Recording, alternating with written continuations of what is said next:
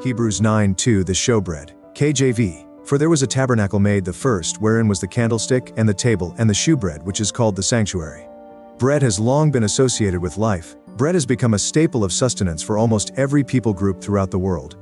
Jesus said of himself in John 6:51, I am the living bread which came down from heaven.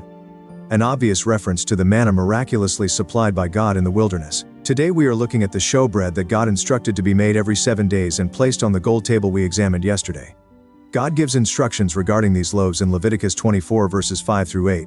And thou shalt take fine flour, and bake 12 cakes thereof, 2/10 deals shall be in 1 cake. And thou shalt set them in 2 rows, 6 on a row, upon the pure table before the Lord. And thou shalt put pure frankincense upon each row, that it may be on the bread for a memorial, even an offering made by fire unto the Lord. Every Sabbath he shall set it in order before the Lord continually, being taken from the children of Israel by an everlasting covenant. Each loaf of bread was to be made with 2/10 of an ephah of fine flour. This is the same amount of manna that the Israelites were to collect per person in preparation for their Sabbath in the wilderness. Exodus 16:22. This measurement works out to be around 7 pounds per loaf. The bread was to be unleavened bread, as the children of Israel ate unleavened bread at the Passover. Leaven is symbolic of sin in the Old and New Testament. Therefore the bread represented God's holiness and sinless perfection.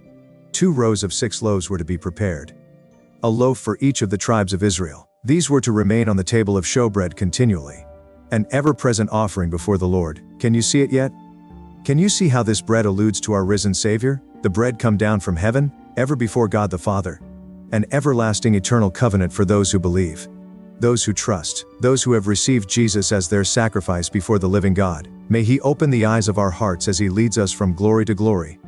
More on the bread tomorrow. Blessings. Discipleship on the go at DHBCLV.